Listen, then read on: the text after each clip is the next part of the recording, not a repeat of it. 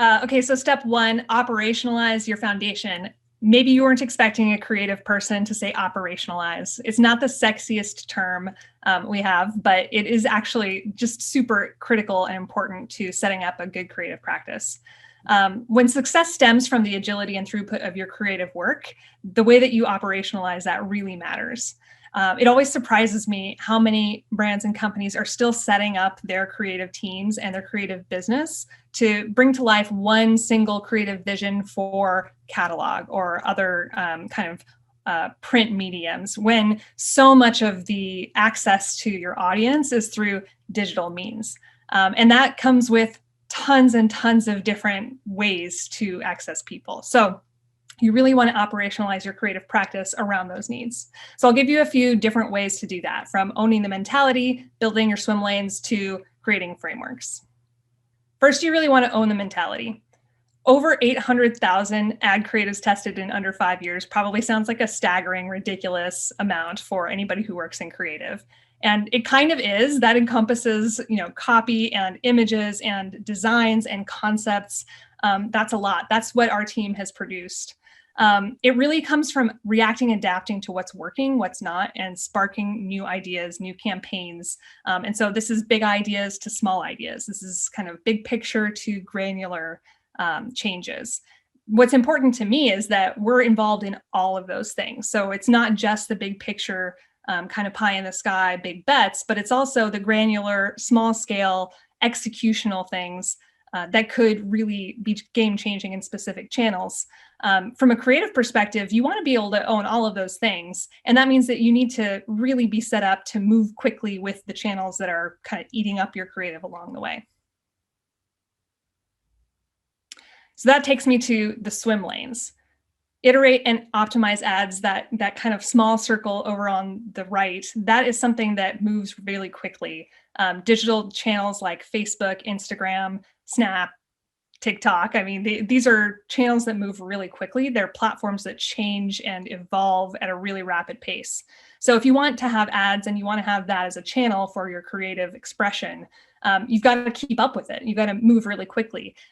From a creative perspective, if you aren't keeping up with those channels, there's platforms and automations and other ways that marketers can kind of tackle that and take advantage of it. And it makes a lot more sense to be able to use that as a place for experimentation, exploration, and then really be able to garner interesting insights that then can inform new steps that you're going to take from a creative perspective.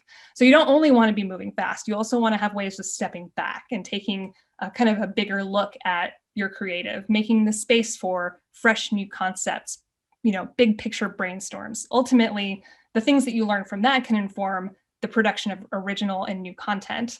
And in even bigger picture world and kind of a longer time frame, that can inform your brand strategy, the styles that you're creating. All of these things create an ecosystem that can inform each other and create a really, really strong creative expression for your brand.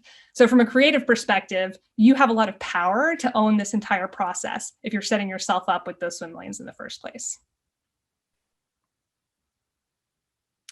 Okay, finally, you want to have frameworks. So this is really about unifying your teams with a common language. You've got creative folks and you've got analytical folks. Both of those people can kind of bridge the divide in analytical thinking and creative thinking. That can give a really beautiful kind of harmonious system if you have a common language that those people can brainstorm on and generate insights on. So this is just an example that we use at New Engine between our creative team and our media team to develop a common language around the creative we're going to produce, and then test how we'll tag those, track the performance, and then feed insights back to the creative team.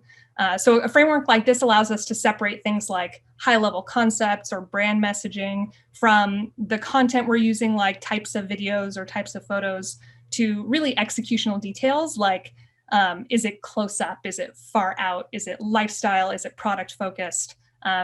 Whatever those specific executions are. Is it a 6-second looping GIF, or is it, a 15-second video? Those kind of things all can teach you different takeaways around what's working in creative and what's not. So by having a common framework, your media folks are able to track all of the creative decisions that you're making and tell you what's working, what's not, and give your creative team a sense of how they can continue to build on their success. Great. Now that we've got the foundation covered, let's hit the second strategy of your playbook, which is customize your creative. Research and insights directly informs creative and continuously feeds those testing ideas, just as Cristin said. You could think about it like understanding people better. This is done by mastering the market through consumer and industry insights and cultural trends. That's the people part. Taking authentic actions to be a better and more conscious brand, and then launching a creative and insights process to regularly test and improve your creative. So master the market. Track and translate important changes like the index of consumer sentiment, demographics, human behavior, and just general consumer attitudes. If you know the market and you know people, then you'll also know how to design creative that speaks to them.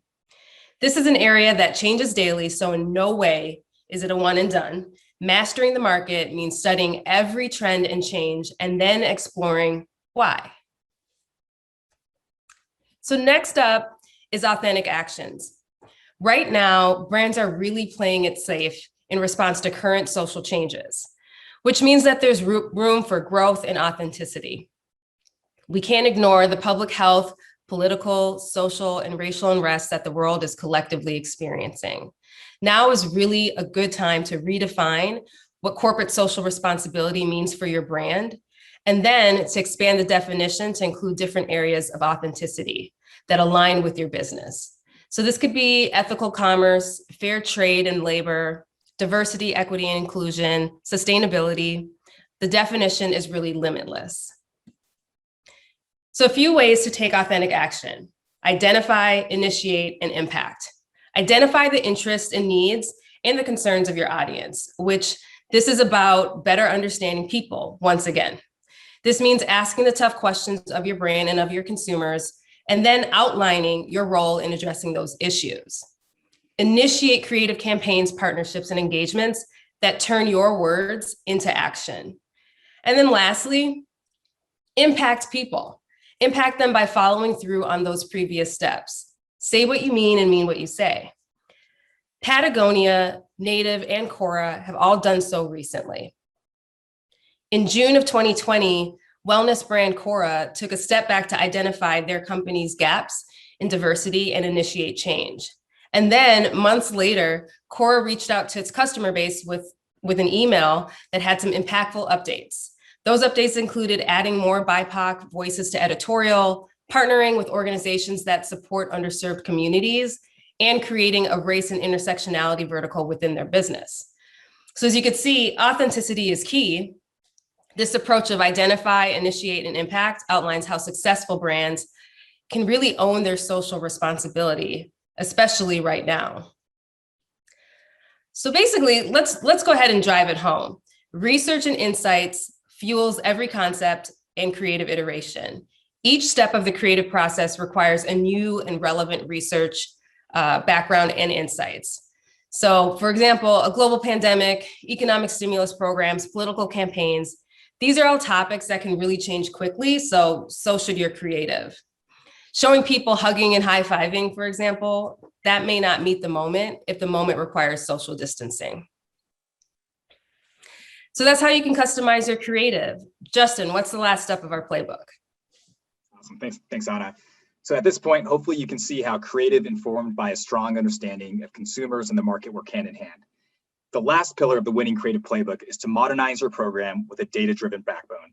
So this includes committing to a success metric, tagging your creative, and testing into your channels with the key word there being test, not go all in on all channels at all costs.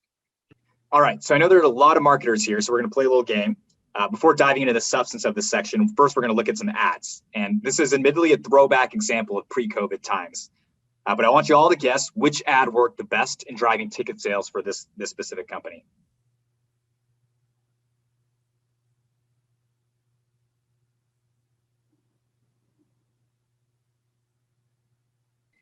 The answer, each ad worked the best at a different time with different spikes in performance.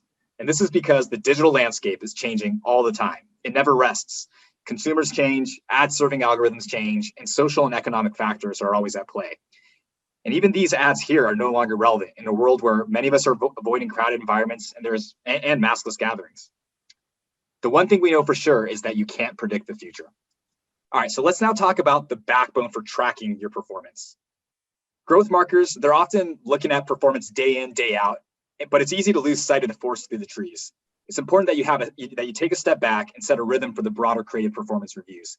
Our recommendation generally is monthly, and it's enough time to get real learnings, but not so frequent that it's burdensome. So taking it back to what Cristin showed as part of the creative testing framework, we now have a nice and simple example here on the left, with the concept being game day for the LA Clippers. The illustration is a pretty simplified view, but you can imagine this scatter plot having over 20, 30 ads in a given month with multiple ads sharing a certain theme. With upfront planning on the themes to test, we then tag these assets to capture thematic performance trends instead of just individual ad performance. And we do so with our creative tech, but for those that don't have our technology, you can also use UTMs and Excel spreadsheets to organize. The main point here is that you got to tag your creative to understand intimately and objectively what's really working for your business. Lastly, you can't just run on Facebook and Instagram anymore. It's important to think multi-channel and activate on new inventory with this test and learn approach. Because what works on Facebook is going to vary dramatically from what works on TikTok or Hulu ads. And with this disciplined approach, we're confident that every brand can unlock sustainable and scalable growth. So to wrap up this section, the playbook is definitely easier said than done, as it requires organizational alignment, exceptional teamwork, good data, technology, and agile resources. But all that investment and coordination is far worth it.